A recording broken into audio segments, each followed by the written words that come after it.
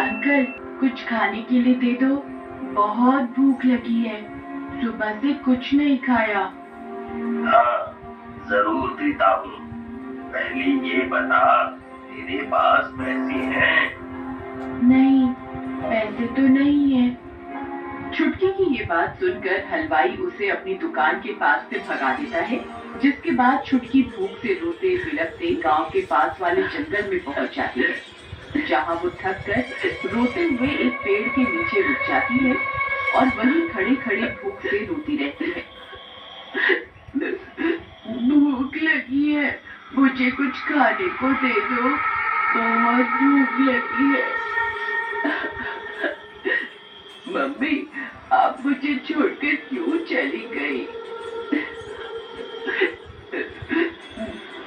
छुटकी के रोने की आवाज सुनकर पेड़ के ऊपर बैठी भूतनी का ध्यान उसकी तरफ आकर्षित होता है, जिसे देखकर भूतनी के मन में खुशी और लालच दोनों भावनाएं पैदा हो जाती हैं। वाह, आज तो खाना अपने आप चलकर सामने आ गया। ऐसा सोचकर भूतनी तुरंत छुटकी के सामने आ जाती है, जिसे देखकर छुटकी डर कर वहां से भाग जाती है। छुटकी को भागते हुए देखकर भूतनी भी उसका पीछा करने लगती है। ये आजकल के बच्चे कितनी तेज भागते हैं। पर इसे तो मैं कहीं नहीं जाने दूंगी। बहुत भगा रही है। इतनी मेहनत के बाद मेरा आज शाम का भोजन तो तेरी लड़की बनेगी। कुछ दूर तक यही सब चलने के बाद भूतनी सबसे परेशान हो जाती है और हवा में कहीं गायब हो जाती है, जिसे वहां से गायब देखकर छुटकी भी भागना रोक देती है और एक पेड़ के नीचे बैठ जाती है। छुटकी के बैठते ही भूतनी अचानक उसके सामने आकर उसे पकड़ लेती है। अपने आप को इतना तेज समझाए कि मुझसे बच जाएगी। इतनी भाग दौड़ कर आकर तूने तो मेरी भूख और ज्यादा बढ़ा दी। नहीं, मुझे छोड़ दो, मुझे मत खाओ।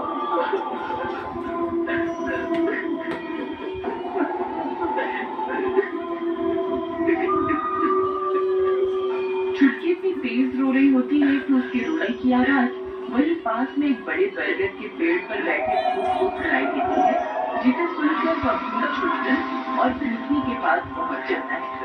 वहां पहुंचकर जैसे ही भूत छुटकी को देखता है, उसका मन विचलित हो जाता है, जिस वजह से वो छुटकी को भूतनी से बचाने के लिए छुटकी और भूतनी से पीछा जाता है। इस बच्चे को यहीं छोड़ दे। उसे नुकसान पहुंचाने के बारे में सोचना भी मत, नहीं तो मुझसे बुरा कोई नहीं होगा। तुम मेरा गुस्सा जानती हो। सुना नहीं मैंने क्या कहा? जाओ यहाँ से और दोबारा कभी किसी बच्चे के नजदीक भी दिखाई दी तो तुम्हारा भूतिया अस्तित्व खत्म कर दूंगा। भूत का गुस्सा देखकर भूतनी छुटकी को छोड़कर वहां से गायब हो जाती है, जिसके जाने के बाद भूत शांत होकर छुटकी के पास जाता है। बच्ची, तुम इस वक्त जंगल में क्या कर रही हो? मैं तो भूख की वजह से रोते हुए सड़क पर चल रही थी। कब जंगल में पहुंच गई पता ही नहीं चला। फिर वो भूतनी मुझे खाने के लिए मेरे पीछे पड़ गई और मैं भागती हुई यहाँ पहुंच गई। तुम्हारी मम्मी पापा कहाँ हैं? वो तुम्हें खाना नहीं देती? मेरे पापा नहीं है और कुछ समय पहले मम्मी की मौत हो गई। फिर तुम किसके साथ रहती हो? वैसे तो मैं अपनी मम्मी और पापा के साथ रहती हूँ, लेकिन मम्मी की मृत्यु के बाद काका काकी ने मुझे घर से निकाल दिया। तभी से मैं सड़क पर रहती हूँ, लोगों से मांगकर खाना खाती हूँ और आज सुबह से किसी ने कुछ भी खाने के लिए नहीं दिया, इसीलिए मुझे बहुत भूख लग रही है। इस लड़की को देखकर, इसकी कहानी सुनकर मेरा मन इतना प्रभावित क्यों हो रहा है?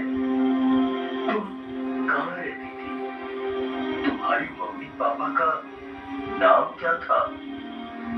मेरी मम्मी का नाम गीता और पापा का नाम किशोर था।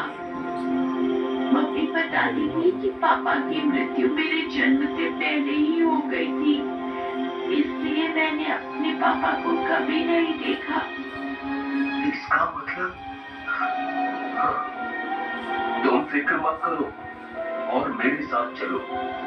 छुटकी भूत के साथ चली जाती है, जिसके बाद भूत उसे एक आम के पेड़ के पास लेकर जाता है, जहाँ छुटकी पेट भर आम खाती है और फिर भूत उसे अपने साथ वहीं पास में एक गुफा के अंदर ले जाता है। आज से ये तुम्हारा नया घर है। तुम यहाँ आराम से बेफिक्र होकर रह सकती हो। किसी से डरने की जरूरत नहीं है। मैं हमेशा यहीं तुम्हारे आसपास रहूंगा। छुटकी गुफा को देखकर बहुत खुश होती है और वहीं रहने लगती है, जिसके बाद छुटकी भूत के साथ जंगल घूमती है, फल तोड़कर खाती है और बहुत मजे करती है। इसी तरह कुछ समय बीत जाता है। एक दिन छुटकी भूत के साथ जंगल में जाने के लिए गुफा से बाहर निकलती ही है, तभी उसे वहाँ अपने काका काकी खड़े हुए दिखाई देते हैं। मेरी प्यारी छुटकी, तुम हमारी बेटी है। कब से बाहर रह रही है? हमसे गलती हो गई बेटी, हमें माफ कर दे और घर वापस चल। हाँ बेटी, तेरे काका बिल्कुल ठीक बोल रहे हैं। चल, हम तुझे लेने आए हैं। छुटकी पहले ही अपने काका काकी को गुफा के बाहर देखकर असमंजस में होती है और ऊपर से उनका ऐसा व्यवहार उसे समझ नहीं आता है। वह भूत की तरफ देखती है। काका, काकी, इतने समय बाद मुझे घर वापस ले जाने के लिए क्यों आए हैं? या दोनों झूठ बोल रहे हैं? ये मुझसे प्यार नहीं करते, पक्का मुझे घर वापस ले जाकर मुझसे घर का काम कराएंगे और फिर खाना भी नहीं देंगे। नहीं बच्चे, अब ऐसा नहीं होगा। ये लोग ना तुमसे कभी घर का काम कराएंगे और ना ही घर से बाहर निकालेंगे। वो घर तुम्हारा है और तुम अपने घर में हमेशा खुशी से रहोगे। अगर कुछ भी नहीं होगा और अगर कभी कुछ भी बुरा लगा मुझे याद कर लेना, मैं तभी वहाँ आ जाऊंगा। भूत की बात मानते हुए छुटकी अपने काका काकी के साथ घर वापस जाने के लिए तैयार हो जाती है। घर वापस पहुंचकर काका काकी छुटकी का बहुत अच्छे से ध्यान रखते हैं। वे सब साथ बैठकर रात का खाना खाते हैं, जिसके बाद काकी छुटकी को उसके कमरे में सुला देती है। अगर वो नहीं आता तो इस आफत को मैं दोबारा कभी इस घर में वापस लेकर नहीं आता। भूलो मत, घर उन्हीं का है और जब तक वो यहाँ मौजूद रहेंगे हम कुछ नहीं कर सकते। वो मंजर मुझे अभी भी डरा देता है। आज का दिन कितना अच्छा है, चलो कहीं घूमने चलते हैं।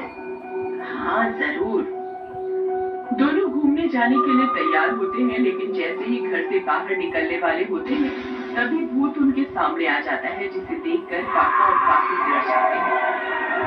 अगर कल शाम तक तुम दोनों मेरी सोनी को घर वापस लेकर नहीं आए तो तुम दोनों के लिए मुझसे बुरा कोई नहीं होगा।